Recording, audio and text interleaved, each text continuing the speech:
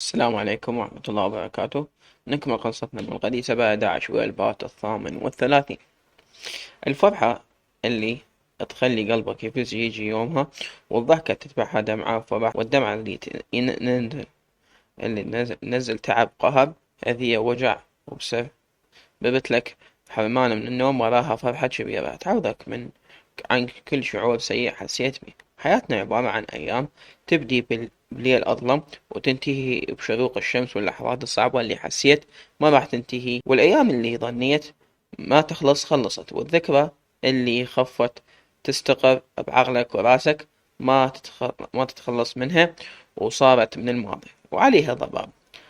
الله ما خلقنا بالدنيا حتى نتعذب ونتألم. الله ما خلقنا حتى ينسانا. لو الناس كلها صارت ضدك، الله يكون وياك ويسندك. لو الجبال كلها انهدت على راسك، يطلع لك من الضيق. لو كنت محبوس بزنزانة 1000 متر جوا القاع، ما راح يعوفك. خليت ايدي على حلقي ودموعي نزلت. كل مرة دموعي تنزل حزن، بس هالمرة نزلت فرح. ايش قد دمعة الفرح حلوة وتريح القلب. وقفت قدام الشباك وانا اشوف 3 سيارات قبال بابنا، وصوت زلم صار بالباب. رفعت نفسي وشفتهم طلعوا واحد ورا الثاني. حرب هو يضحك، ورائد هو يتصل ويضحك، رمح هو واقف بشموخ وهيبة بالعسكرية، رفع راسه ومسح شاربه. انترس قلبي حب، سلموا على أهلي وكل واحد صعد بسيارته وطلع. طفرت غرفتي وقمت أعيط من الفرح بمخدتي وأطفر فرحانة. استحيت أنزل، لازم التليفون. قلبي يدق بكل مرة، كل ما بيه قوة. فزز روحي صوت المسج، العين بالعين والضايع. أنا أحبك أحبك ما تعوض ربي. شافها وما رد. نزل نزلت أقف يم الدرج وأرجع أصعد أستحي. مشيت شوية، وقفت للنص وأنا أحكي يابا أنا ترى ما موافق، بس حرجونا سلمان واليابا. ليش أشوفهم خوش وادم؟ عجل عليش ما تقبل؟ يابا هو زوج أختك الثاني عسكري وتجمد، وهاي وقت أختك تاكل وحل وحرب، وداعش يروح دماننا يرجع على خوش وليد. بس خاف على أهله وبزره، وله هو خوش ولد خوش زلمة. ما موافق. رفعت المهر كون ما يرضون. مالي خلق أختك وصار لها سنة من طلعت من الضيم، تالي ترجعوا لها. وعمك لو سمع يزعل ويتكون. ضحك ضحك ضحك بويه. عمي لاجه العدنا ولا قضب ايدك، وقال لك رايد محروس لك. حكاية وحكاها ما شفنا فعل من عنده، غير كلام ودار بينك وبينه، غير هذا وماكو. عجل بويا والمذاهب ما دحجت كل حكاية، وقالوا علي مبين ناس غافلين، وانا اخاف على اختك لا تضيع بينهم. وما ضحكت الولد اخذ بالحكي ما انطانا عطوة. عجل بويا انت بفضك عليش؟ والله بويا انا ما ادري، انا خايف على اختك. انا بس هالوحيدة بقت والمدللة عزيزة قلبي. ودحجت شلون دح حواجبه ناطة قصته برز. نملة توقف بصف ويدوسها دوس. خايف عليها من كل شي، محسب حساب الكل شي علق على ابن عمك منا وبينا. يصير ما يصير من ثوبنا يلوي ذراعنا بشي. احنا من اهلها احنا اهلها نلوي وانكسر ظهره. والزلمة واضح ابن خير وعالي المنصب مو قدهم. احنا اي شي يصير بيها قانون وياه مو ويانا مسيطر. افهم منك اذا صارت مشكلة او خلاف. اي ابويا عليش انا خايف. شفت الرتب اللي على كتفه والناس اللي جاية وياه. رتب والتجار هالساع ما يصير مشكلة، ونتجه للقانون. وهم أهل القانون ما يوقف ويانا، يوقف ويا أصحابه. الحل يم أختك، والموافقة تصير يمها. تحكي وياها لو أمي تحكي. أمك مقتنعة عش ما أحكي، تقول هي قسمة ونصيب، والبيت العامر ما تعمر إلا من هالمرة. تتصرف عدل، وأنا أدري أختك ملسونة وتعاند. قلبت وجهي أنا ملسونة وعاند، شنو هالافتراء؟ عفتهم صعدت فوق أضحك بالتليفون، أخاف صدق كلامهم رمح وأصل وقانوني، وكلام حرب بالدفتر قلقني أكثر. قعدت وأفكر بيني وبين نفسي شلون تصرفاته كلها على بعض من هسه يضحك بوجهي بس بباله شي، يبتعد عني بس بباله شي، وهذا الشي ما أعرفه إذا هو ما هو يحكي. صرت أطقن عظم بعظم. قمضت وأنا أراجع كل كلامه براسي موافقة، موافقنا وحنية حنيته عليه. بقيت أفكر بكل خطوة من اليوم اللي عرفته لحد هاي اللحظة، وتوصلت لنتيجة وحدة. قمت أرتب لنفسي ندق الباب منه. فتح الباب أبويا، ضحك بيا وابتسم، سحبني الحضن وباسني. ها أبويا، ها حبيبي، عساك طيب؟ الحمد لله. قاعد بالقاع وقعدت قباله يحكي. شوفي جاي شخص متقدم لك، هالشخص انا بنص مني مرتاح والنص الثاني معلعل ما راضي. اي يابا. امك حكت لي شي وظلت السالفة ببالي، وظليت افكر سالفة تجيبني وسالفة توديني. رفعت راسي. شنو الزلمة نفسه اطلعك مو؟ اي يابا.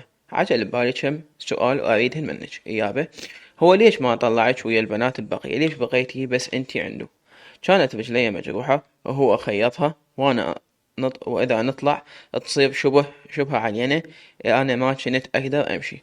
ها خوش عجل من وصلتينا. كان شعرك مزين وآثار كتل وضرب بجسمك. بقيت صافنة شنو أجاوب. مو يابا هو ضربني. كان أكو بنات من مو ينقذهم يبقون فترة يم الجيش بين متصل الإمدادات وهم يخبرون عنهم. شلون يخبرون عنهم غير لازم أكو نقطة تفتيش؟ شلون يفتشون النسوان؟ أكو عندهم أجهزة تفتيش. بذاك الوقت كل شي صعب، ما أعتقد غيرتهم تسمح يفتشون النسوان ويلمسون جسمهم. هز راسه وشعرك. هو هو بسبب كم بنية تابعة للتنظيم صارت ما عنده ثقة، لأن هو أصلا هذا هو مو شغله. بس طلعته شغله وكلفوا بهاي المهمة، وأنا وقعت بيدو، وصار اللي ياخذها ويطلعها يحلق شعرها كعلامة دليل تدل عليها. اكو غيرك وياك كانوا بنفس المكان، بس وحدة جت وشوية طلعها صديقه وراحوا ما عرف عنها شي غير هي تسبب قتل 6 من شبابنا. اوف، لا حول ولا قوة الا بالله. شلون بقيتي حية؟ يابا انا من تأثرت بداية الموضوع لو نخلي النعال بحلقهم ما يحجون. كانوا محتاجين فلوس والفلوس ياخذوها من ورانا، واما يبيعون للتجار الاعضاء او القادة او التجار اصحاب الملاهي، وخصوصا الملاهي يديرون نساء باسعار خيالية، وخصوصا الحلوات والاعمارهن صغيرة. هنا الحكي. اياب. فانا انباعيت مرتين، وحدة الهاجر البنية المفقودة، والمرة الثانية لهذا الولد الذاك. الصراحة بالبداية بعد بس بالبداية كلش، بس تالي حن علي وظل يستدرجني ويسحب كلام مني، إذا أنا سنية أو شيعية، أزيدية أو مسيحية، ومنين ما منين. ليش؟ شنو يستفاد؟ كنا بشر. خوي طلعج بدون هاي الأسئلة. ما أعرف يابا الصراحة، ما إجا ببالي هيجي سؤال. لزم إيدي وباسها الموافقة يمك، وإذا وافقتي انطيها لأمك، وهم تبلغني، وإن شاء الله الأمور تمام. إن شاء الله. باس راسي وطلع، وبقيت قاعدة بمكاني. اتصلت عليه جاوبني. هلا بيك. ايش بيش مبومة عروستي؟ أضحك ببالي سؤال. ليش بذاك الوقت استدرجتني على عمود مذهبي وطائفتي؟ بكل بساطة داعش أي شخص يلزمه يقله انطق الشهادة لو قوم صلي، أو يسأله منو العباس والحسين وفتشتش وأنتي نايمة، وإذا لابسة علق أو فتشيه يخص الشيعة، وإذا لابسة قلادة الصليب ما شفت شي. فإجا ببالي انتي سنية، ليش القتل صار بس للشيعة والمسيح؟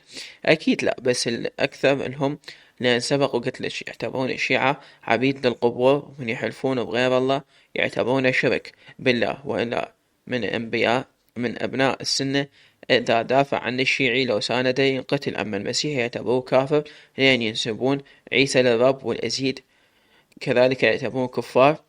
والأخير آخر الأيام صار الدم شيعي سني أزيدي ومسيحي، لأن صار التنظيم يتلذذ بالدم، ما يهمه منو يذبح.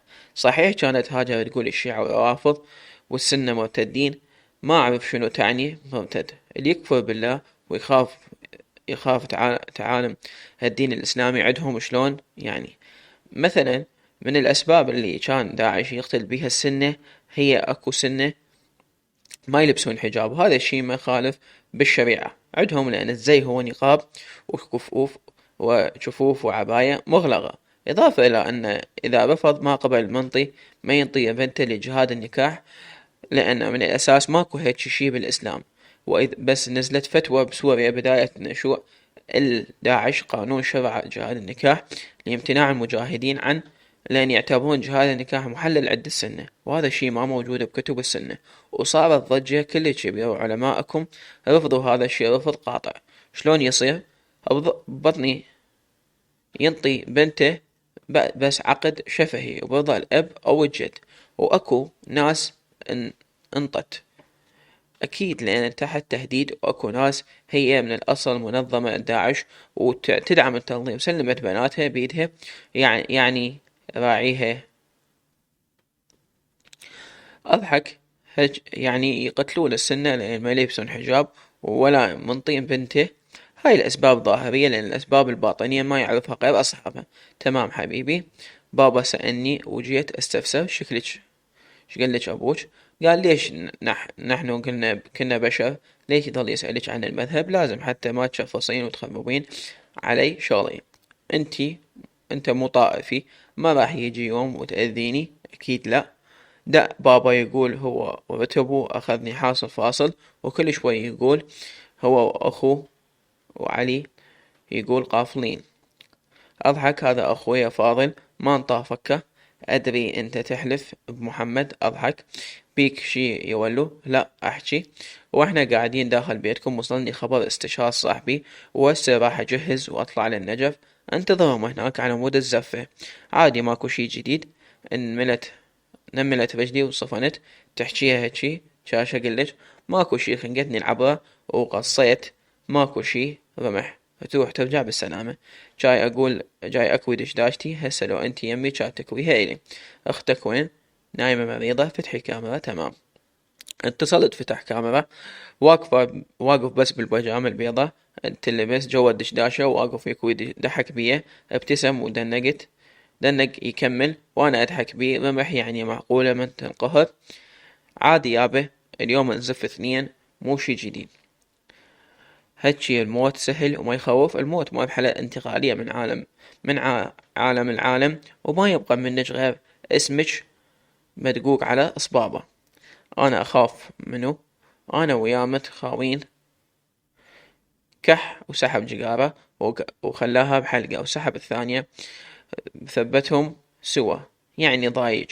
حجى وجقابتين بحلقه ومضيق عينه. لا، ورثها ذب نفس وقال ما عندي غير آخذك وأرتاح وأنام على صدرك وأذبن تعبي وشفاك. غير هذا ما أريد، المهم أرتاح وأنا أنام. أحبك وهسه نازلة أنطي أهلي الموافقة. ما أقدر أخطب هسه. بهت وجهي عادي حبيبي، بس عقد سيد وفتوى أسوي لك حفلة. ما أقدر، صاحبي كلش عزيز، أصلا ما أريد حفلة ولا شي. لا ابني، حقك تفرح وأسوي لك حفلة وأرقص وياك وأبوسك قدام الكل وأقولهم صار إلي وملكي وحلالي. أضحك لا تضوج فدوة، ما ضوج وانت يمي. كمل الكوي وشال التليفون وضحك بيه وابتسم. ثبت الجهاز على الميز التواليت ولبس الفانيلة السوداء جوا الملابس ورش عطر ولبس الدشداشة ووقف يسد الدقم. اقباله انا. شنو اقبانو؟ اضحك، هي قربانو او قربان، بس انا اقول اقبانو. اضحك يا ولو، والله تجنن عليك الدشداشة، جنك هاي الشيوخ اللي بالقصص. اضحك، يلا حبيبي راح اطلع اجيب لي شي من النجف، دهينة من يم القبول وماي ورد وبخور. اضحك، ما رايح للنجف، بس شايفتها على النت تخبل خوش يسوون قيمة. اضحك، يلا حبيبي طالع، الله وياك سوق على كيف صار بالك على نفسك. ضحكت له وأشرت بمعنى باي باي باي. صفن بوجهي وابتسم حالاتك. ابتسم لي وسد الخط. عفت التليفون ورحت الماما، انطيتها الموافقة وباركت لي، ورجعت صعدت غرفتي اقرأ القصص يوميا ودور لهم الخبر ودور لهم الخبر. بليلتها اتصل رمح وللصبح من منه بس نسولف، وقعد يحكي لي عن شغله وعن الناس وعن المعارك يلي صارت. كم مرة بنصوب حاليا 6 مرات عزة. عادة عادات عاديات، بس أنا والله خايف عليك، بس إذا ما تحملتي مسموح لك تنفصلين، يجر واللي يجرالك ما يصير خاطرك إلا طيب. ما أريد، الله كريم. دا أحسك هالفترة بارد بيك شي متأذي شوية تعبان من الشغل وأرتاح بس يمك شو وقت نت... نتحرر ما بقى إلا القليل ونخلص لا أكيد بس أهون من قبل وهو من الحرب على الأقل الناس ترجع لبيوتها ولا هالذلة.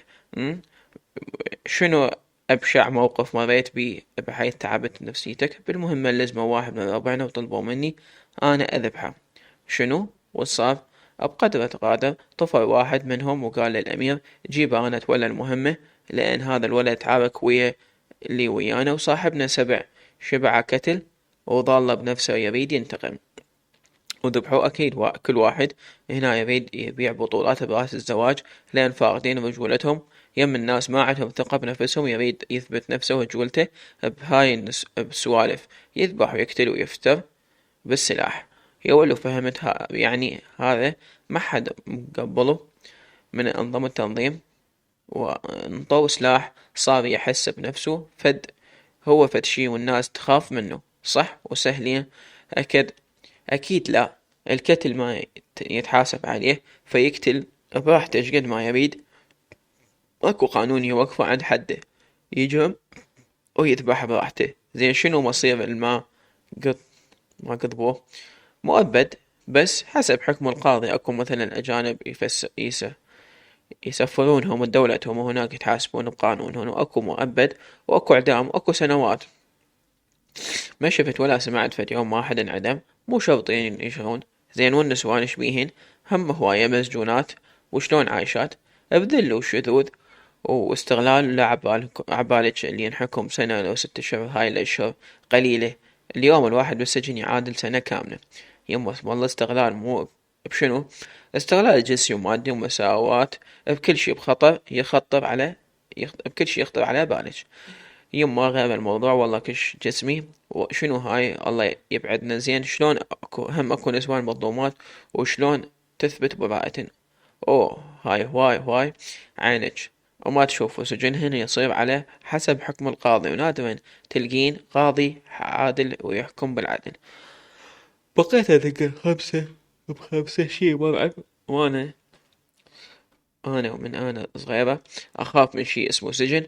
وكل ما كنت صغيرة الجيران بيت جدي القتل يومهم قتل ابنهم وجت الشرطة والدورية. من يومها انا اخاف واسمع واشوف شي هيك شي لحد ما وقعت بنص القتل والدم فزادت عندي الحالة من الفوبيا. يول روحة شنو شلون تعرف بهالسوالف كلها دارس لو شنو دارس شهادات دورات وبحوث مو من ناوي الدرب. انا من النوع الأحد كل شي اتعلم بس اللغة صعبة بسيطة إذا تخليها راسك براسها تتعلمينها. شلون علمني؟ بالبداية تتعلمين الأحرف وربطيها شلون ما تربطين الألف بالباء وتصير الكلمة أب وتحفظين في 40 كلمة أجنبية هي ومعانيها وطريقة كتابتها نفس الأول ابتدائي وتتعلمين القراءة والكتابة الصعبة. هي أكيد صعبة. وبعدين كلش أحب اللغة. أنا أنا أحبك أضحك أحكي فدوة. اكو برامج خاصة تعلمش لغة واكو عن النت واكو دورات وتابعي افلام ومسلسلات واغاني على حسب اللغة التبديهية. كم لغة تعرف؟ من كل شوية كل شي شوية بس اعرف عدة لغات بس المضبوطة اجنبي امريكي وبريطاني يعني توب بيهن يعني بس هن نفس الشي. شلون تفرق؟ اضحك دارس مسافر للخارج اكيد. وبعد شنو تعرف؟ طبابة اسعافات اولية ودورات تخص الادوية والعلاجات حاسبات برمجيات ودارس كتب علوم سياسية وعلم نفس وكتب عسكرية وفلسفة. يعني دارس الشغلات اللي تفيدني بمجالي ومهني. ويخت انك تجي تحب الدراسة اضيع وقتي بيهن وهم استفاد اذا تبقين عقلك بلا حركة يتعب. وهذا السبب اللي يخليك ما تعظم الأمور ولا تهتم بالضبط. علم النفس شلون واحد يدرسه وإله علاقة بالفلسفة. علم النفس هو التخصيص. أكو طب نفسي وأكو علوم وأكو كتب مختصة بعلم النفس. شنو الفرق؟ الفرق بالدراسة علم النفس تروحين من الأدبي أو العلمي ومعدلة بالستين معدلة بالستين. والطب هو واحد من اختصاصات الطب العام بس هو كدراسة كلش حلوة بس مو كل واحد يدبره. شلون؟ زين رمح اللي يقولون أطباء نفسيين شلون يعالجون نفسهم، أكو ينتحرون، لأن بصورة عامة علم النفس يفصل الدين عن العقل، وممكن يوصلك للإلحاد هو والفلسفة، لأن والنظريات مختلفة ومتنوعة، بيها واللي يتناسب دينك، بيها اللي عاكس الدين وخلق رب العالمين واللي يهتم بالدين ويتعمق بيه، فقط اللي يقدر يفرق بينهم. ما فهمت شو علي الدين بعلم النفس؟ شوف ابني، ولو ما ألحق وراي شغلي، بس أجاوبك. مثلا أضرب لك مثال: شخص مريض نفسي يعاني من وسواس النظافة القهري، من يروح للحمام قبل الصلاة ويطلع يريد يتوضا، يحس على جسمه نجاسة ويظل يشك: أنا نجس لو ملابس صارت مو طاهرة، هذا صار عليه ماي وسخ. عزة صحيح هاي ماما تظل الشك. أضحك هواي. هيج يابا تظل يقول أنا مو نظيف ويظل يغسل بصابون، هو نظيف ما بيه شي، بس عقله يفرز هالأمور ورا ما يكمل، يروح يصلي، ومن يصلي يظل يشك، يوصل مرحلة يعيد صلاته بال10 مرات. والدكتور شنو يسوي؟ شلون يعالجه حاله؟ يفصل عقله عن الدين والعالم كله، يخلي بالواقع فقط ان انت نظيف ما بيك شي وايدك نظيفة. هاي ابسط شي يسوي، يعالج نفسه اما يروح الطبيب او دراسته متعلمة شنو يعالج نفسه. زين هذا له علاقة بالدين اكيد، لان عقله يقله دين، يقلك حمام. اتصلي وانت نيس، فراح يفكر ان صلاته خطأ وما تنقبل لان انت متنقس. عسى هسه شلون طخت يولو انت ورا يوم تخبلني كل شي تعرف ما شاء الله. اضحك عارفك انتي هم وحافظك حفظ. شنو يعني؟ شنو تعرف عني؟ يا تفهميني وتفهمين. انا احبك الك وما اريد يجي يوم واخذ لك لو اذيك الا اذا كنت مو بوعي. الصراحة اكو جانب خايف منك، ادري مو بس انتي، الناس اللي أعرفهم حذرين بتصرفاتهم وياي، ما عدا عباس وأبو رائد. يجوز بسبب ذكائهم وعقلك، لا لأن ما أنطيهم مجال يعبرون الخط اللي مخلي بيني وبينهم. عندي نقاط حمر يتعداها يقرأ على روح السلام، وأنا انتي تعديتيها وصرتي متربعة بقلبي قبال، وأنا ما ظل شي وتصيرين بحضني وانفخه إلك. أضحك عزة دليتني، والله ما حد دلني غيرك، حشاك يا ولو أنا متعودة عليك، ما أمن ولا أثق بغيرك. تدري أتمنى أرجع الداعش وأضربهم وأشرب من دمهم وداخلي نار تغلي، ما تطفي وتبرد، ما تبرد، نار تحرق بقلبي حرق. قلتلك شي ما فهمتي، وأتمنى يجي يوم تفهميني. شنو هو؟ شغلك ما يناسب وضعك وحالتك، احنا ما نتحرر ولا نتحرر هسه، وحتى لو تحررنا ما راح تفارقك صورة الشهداء، ولا اسم داعش يروح من بالك، لأن داعش عنده جحور نايمين بيها. بس أنا ملتهية بشغلي كان سبب، لا تقولين سبب انشغالك، وانتي كل يوم تبجين وترجفين إذا تسمعين صوت صريخ وبكي. شو أسوي؟ أنا نقلوني من مكاني، وهسه أنا بغرفة الولادات، ما حتخلصين حتى لو نقلوك. نقلتني شنو؟ أضحك رمح. أضحك شكو. انت نقلتني يا ولد كارثة، ما هان علي أعوفك. قنبضت وكرززت علي: تعال بسرعة نعقد. ليش؟ أريد أغتصبك. أضحك صايرة قوية: والله اعتدي عليك ايش لابس بيالو. أضحك مصلى. أوف. أضحك افتح كام. أضحك أمي ما تقبل. افتح كام بسرعة. أضحك خرب غيبتك. آخ الله شحلاتك يا ول. والله إذا ما تجي بسرعة تتقدم، أنا أجي أخطبك وأقولهم أو علي إذا ما تنطونها أقاومكم. أويلي الله آخ الله. وبعد شي تسوين العنيفة؟ أقتل أخوك وآخذك فصلية، وأنا ألبس برمودا ومت تطلع من الحمام وريحة الشامبو تصير بالغرفة. بغى ساكت شوية وقال بصوت متغير وبحة قوية: تلبسيلي برمودا وتخدرين وتشيلعين شيب تخلفوني؟ اي والله، ولازم سودة، وانت تخدر من تشوفني وتظل تحبني. انا بصوتك اخدر، اذا برمودا شو راح يظل بي بحالي؟ اضحك اذيتني والله، انا كلش اذيتني. لا تشفصين قدامي لحد ما نخطب لين أنا عندي ما عنديش يا ما أرحمني. حجاها وأنا طقيتها ضحكة مصرية.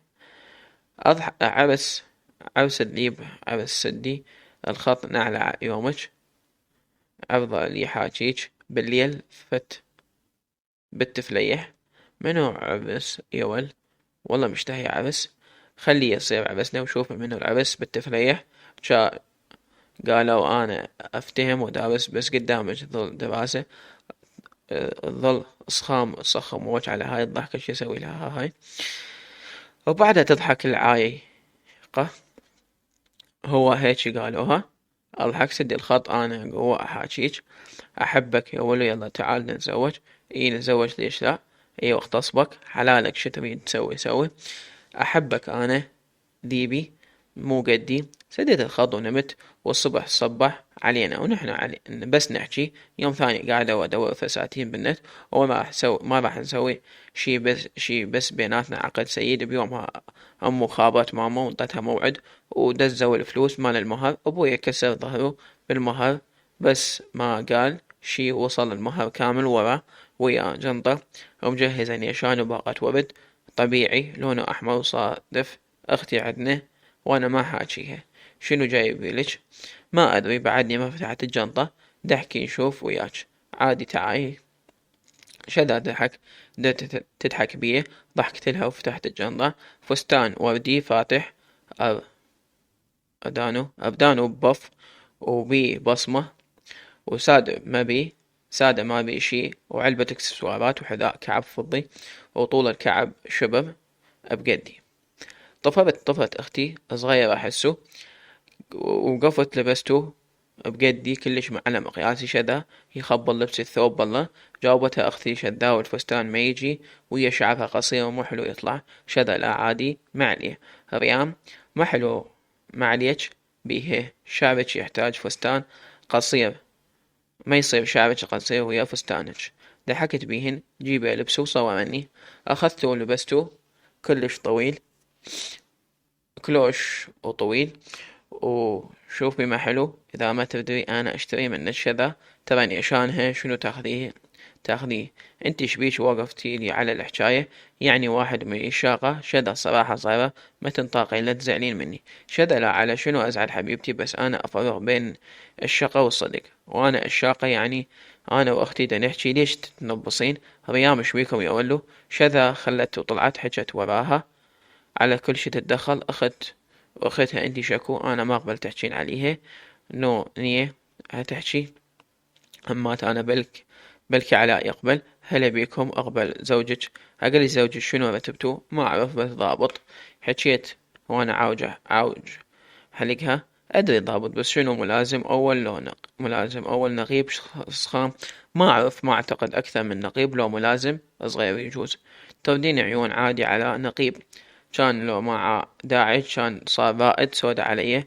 عين وصلت على النبي كان الناس يمشون ويقولون جت مرة النقيب وراحت مرة النقيب، وهسه وين عايشين بخير واحنا اكلنا وهو حل.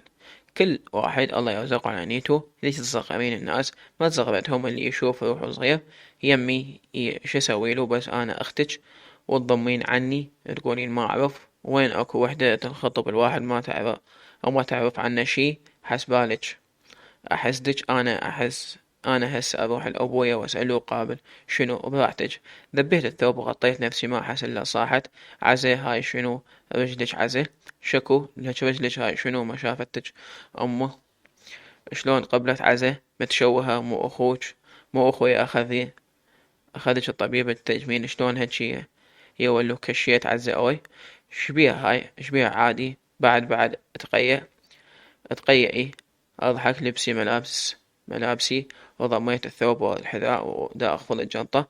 اي والله كشيت. اسم الله بسم الله الرحمن الرحيم الله يبعدنا. هي ولو كان حكيت لهم أخاف الولد ما يريد ما يصير حرام. لازم يعرف جنتي عد داعش وما أعرف أمي حكت لهم لو لا حرام. بسرعة رفعت راسي أقلج تسكتين لو أدوس ببطنك. داعش وقنادر رجلي شعلي إج أخاف حذا تاخذي ضرر للعينتين علاوي. لا عيوني ما يشوف غيري. سودا حبقة سوت حرقة بإيدها، حرة. قلبت وجهي وغيرت صوتي على أساس أنا كاتلته. روحي عليه لا تخليني أطلع الأكو الماكو وهنيالج هين. ترى ساكتلتج أنا. نعم تهينين. شنو يا ساقطة ما تستحين؟ مو زين منك لقيتي واحد يقلبج الله يرحم. سدي حلقك وأسدوا الحلقي. لا تحجين بيا ما أسمع حسك. ترى أنا شايفة وعارفة هسه تدوسين ببطنك. هسه أدوسن ببطنك وتفهمين لو لا. ما أحس غير هي وقاعدة على جرتني من شعري تعيط وتصرخ وأنا أدفعها ودفعتني. وشقد شكت دشداشتها من الطول للطول صرخة قوية لحقوني. قضيت قضبت ايدي وتعيط واخذي عني. دفعتها قوي واشر باصبعي واشهق. شهق ما خلتني. طلعي برا. انا علمك لحقوني تضرب روحها بقوتها ما احس غير جرت المقص من يم الماكينة وشقت ايدها وتعيط. شو سويتي؟ وعلى صوتها ركضت برا وشذا لزمتني وامي تعيط جوا. شبيكن اصرار. شذا شقت ايدها. النور شقت ايدها. عافتني وراحت الغرفة مغمى عليها أصخام. عفتها ورحت قعدت بالزاوية ولامة نفسي وإيدي على إذني. صدت أمي ضحكت بيه وشذا تسحل بنور شادة إيدها ببصلة وذيك متحرك ولا إيد ولا رجل. صعد أخوي وصعد أبوي التم وزوجها شالها وصعد سحب غطاء التخم غطيت نفسي وأنا أرجف وانكبث وأطرافي ثلج وأخوي يصيح ايش صار شنو هالدم.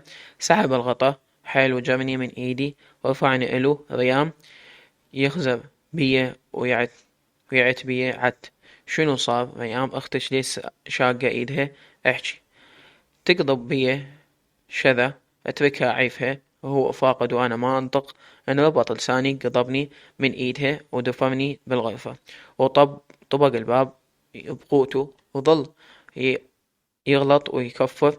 هيك منكم وهيك مني وهيك من الساعة اللي جيت بيها ويعيط على شذا. آخر شي صاحب على صوته قنادة. خاتله ورا الباب وكل جسمي أرجف وانتفض. قمت أريد أمشي ما أقدر وأشوف الغرفة كلها دم متخثر.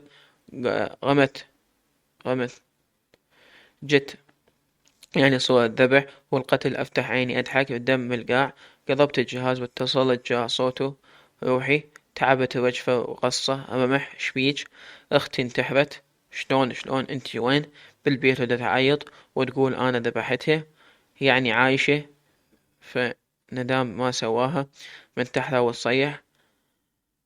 ما اعرف والله ما اعرف بس والله مو انا ادري بس وين انتحرت. شقت ايدها. امي حسبالي شي قوي. ما تموت ولا تخاف ولا تخافين. خوش متأثر بالمسلسلات والأفلام. لو حرقة روحها كان بيها مجال. رمح شبيك. بشيت والله الدم أخذ القرفة حموتا. والله أنا ما سويت لها شي بمن انتحبت. بالمقص ضحك ومعلق. مقص لو طبر هذا أضحك. كل شي ما بيها تسوي دراما والله برا بيك.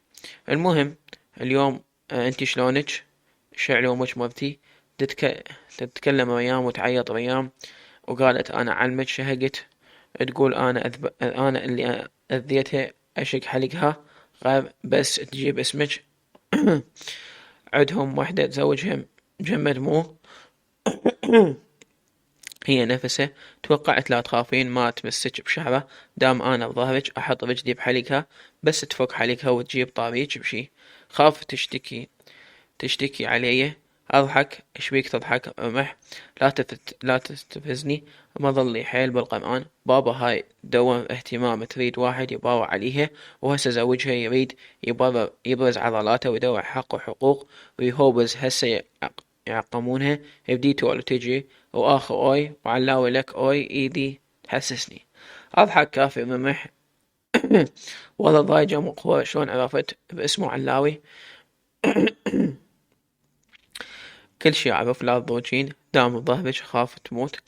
خو ماكو شي مقص يموت. هسه لو طاقة بعينها وفاقستها ومخلصتنا منها مو أحسن. رمح والله من يفكرن ينتحن ما يفكرن عدل. وهسه كان حطيتي المقص بقلبك كان شربتي تيزاب كان حركتي روحك وفكيتينا مقص وشاقة ايدها، المقص ما يموت، لو بال عموس هم ما تموت، ما تصير عن الجن شاب.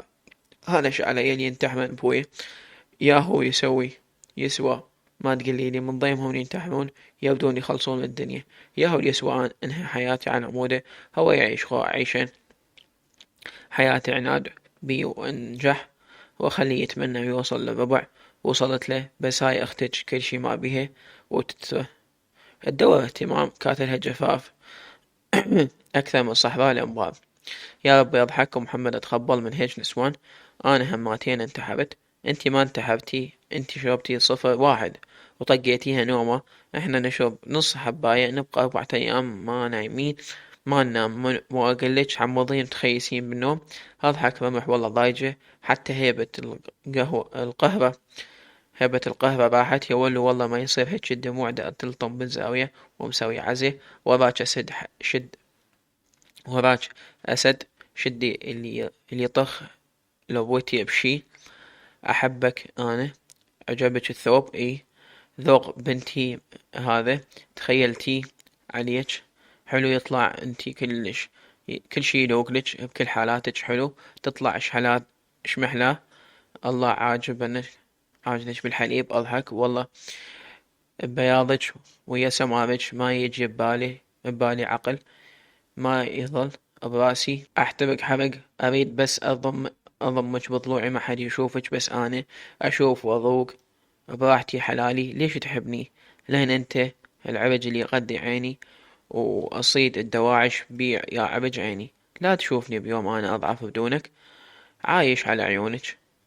قال هالجملة وسمع صوت سيارة وضحكة سيارة أخويا رمح، جوي حروح، ماشي بالك على نفسك، أنا طالع حسب السيارة وقريب عليكم، خاف ياخذون الشرطة أنا أحبك ترى. أضحك أوكي، سديت الخط وطلعت من الغرفة ووقفت يم الدرج، جاء صوت سلمان ريان، فزيت بسرعة وصحيت بصوت خايف وقلبي ينبض بقوة، ها سلمان، لبسي ونزلي بسرعة، بقيت صافنة وفاتحة عيوني على وسعها، نزلت دموعي أختي هاي أختي، رحت للغرفة اتصلت على رمح، ما رد، اتصلت وما رد، لبست ونزلت بيدي التليفون ورجلي الثقيلة قوة أشيلها، ضحكت الجو متعانين أبويا متعان، وأبويا ماكو بس زوج أختي بالاستقبال هو وسلمان، وأختي متمددة وملفوفة إيدها ونايمة على السرير بغرفة أمي، فتت الاستقبال وزوجها رفع راسه وخزرني ودار وجهه يدخن وصاير أعصاب، سلمان يلا يردوج كملي بساع نوني. منو؟